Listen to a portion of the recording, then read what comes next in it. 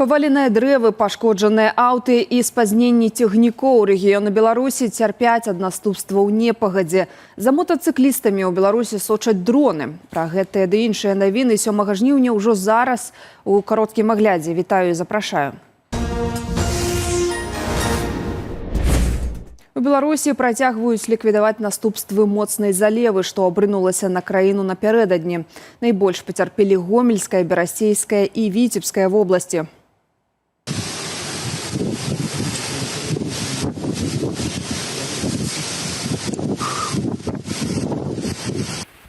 Гэтак у выніку непагадзі без святла засталіся 58 паселішчаў Гомельскай вобласці, збольшага ў Жлобінскім, Светлагорскім раёнах. Прычынаю паслужылі абрывы лінію электраперадачаў праз падзенне дрэваў, а таксама пашкоджанне розных элементаў ЛЭП праз шквалісты вецер.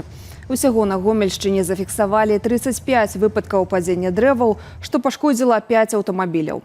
Берасцейэнерга паведамляла пра аварыйнае адключэнне электраэнергіі ў шэрагу паселішчаў раёну, а на Віцебшчыне ратаўнікі выязджалі на распілоўванне паваленых дрэваў 15 разоў. Беларуская чыгунка папярэджвае пасажыраў пра затрыманне цягнікоў. Збой у руху транспарту таксама выкліканы непагадзю. Гэтак затрымкі фіксуюцца праз падзенне дрэваў на рэйкі на ўчастку Княгінін-Куранец у Мядзельскім раёне. У выніку са спазненнем ідуць два цягнікі. Нумар 625 Віцебск-Менск і нумар 6621 Крулеўшчызна-Маладзечна. Першы прыйдзе на канцавую станцыю праз 2 гадзіны пасля планаванага часу прыезду, другі спазніцца больш чым на гадзіну. Прадпрыемства «Горадня Азот» запланавана спыняла працу. Паўза на вытворчасці адбылася о 2 гадзіне ночы, паведамляе прэс-служба ведомства. Як адзначаюць адмыслоўцы, спачатку спынілі цэх «Аміяк-3», а пазней цэх «Карбамід-3», што атрымлівае ад яго сыравіну. Пра прычыны, што прывялі да затрымкі працы, не паведамляецца, як і пра тое, ці адбыўся запуск цэхаў. У ліпені прайшла новая хваля ціску на сваякоў журналістаў, якія мусілі выехаць за мяжу. Пра гэта паведаміла Беларуская асацыяцыя журналістаў. Толькі за апошнія тыдні праваабаронцы зафіксавалі не менш за 15 такіх выпадкаў. Да бацькоў работнікаў медыа прыходзяць як участковыя міліцыянеры, гэтак і супрацоўнікі КДБ ды ГУБАЗік. Сілавікі цікавяцца месцам перабывання выехалых дзяцей, праводзяць допыты і вобшукі, а ў некаторых выпадках прымушаюць сваякоў здаваць сліну для аналізу ДНК. Пры гэтым наведваюць сваякоў не толькі паводле месца жыхарства, але і на працы. На сёння каля 100 беларускіх журналістаў значацца ў міждзяржаўным вышуку паводле заведзеных на іх крымінальных справаў, а 21 прадстаўнік медыяў застаецца ў няволі ў Беларусі. Сузаснавальнік архітэктурнага бюро «Зробім Архітэктс» Андрэй Макоўскі пасля вызвалення з СІЗА запісаў відэа, у якім распавёў пра расследаванне ў ягонай справе, а таксама планы кампаніі. Сярод іншага ён адзначыў, што ўжо кампенсаваў нанесеную шкоду, прызнаў сваю віну і раскаяўся. Кто хочет там уклониться от уплаты налогов, например, как-то где-то недоплатить, в моменте заработать больше, поверьте, это не перекрывает те риски и те проблемы, которые могут у вас возникнуть в дальнейшем. Поэтому, исходя из собственного опыта, я бы очень советовал не пытаться как-то там обмануть, обойти, лучше спать спокойно, работать в легальном поле. Пры гэтым Макоўскі заявіў, што застанецца ў Беларусі, бо, цытата, бачыць там патэнцыял для развіцця. Нагадаем, сёлета ў красавіку сілавікі прыходзілі ў офіс «Зробім Архітэктс», а работнікаў кампаніі затрымлівалі. Пазней паведамлялася, што прэтэнзіі былі звязаныя з магчымым ухіленнем ад выплаты падаткаў. Іпатэка пад 1% першыя 2 гады без першапачатковага ўнёску і паручальнікаў. Гэткую праграму крэдытавання жытла анансаваў Беларусбанк, і ўжо цяпер яна набірае папулярнасць. Людзі шукаюць магчымасць заняць чаргу. Ці ёсць у ёй падводныя камяні? На гэтае пытанне ў студыі Белсат адказала эканамістка Настасья Лузгіна.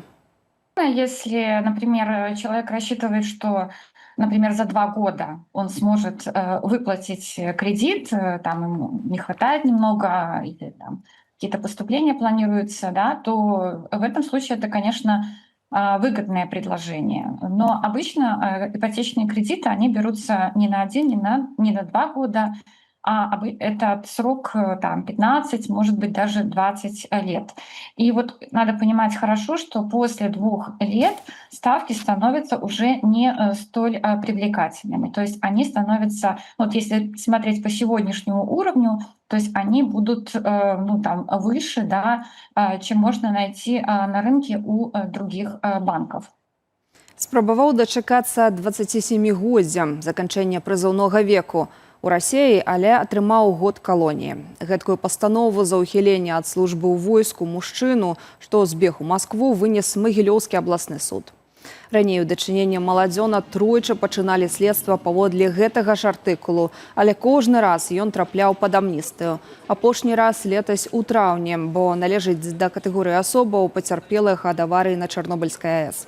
Праз 3 тыдні пасля заканчэння справы прыйшла новая позва. Замест яўкі ў ваенкамат беларус з'ехаў у Расію, дзе яго і затрымалі. Да канца прызыўнога веку мужчыну заставаўся ўсяго год. На судзе ён цалкам прызнаў сваю віну. Акрамя года пазволення волі ў калоніі агульнага рэжыму, з яго спагналі 1350 рублёў у якасці кампенсацыі выдаткаў на вышук. Дзяржаўная аўтаінспекцыя працягвае захады, скіраваныя на павышэнне бяспекі на дарогах. Гэтым разам пад пільным наглядам байкеры. За імі сочаць з паветра з дапамогай дронаў і сістэмаў відэаназірання. Прафілактычная акцыя «Матацыкліст» стартавала ўчора і працягнецца да 16 жніўня.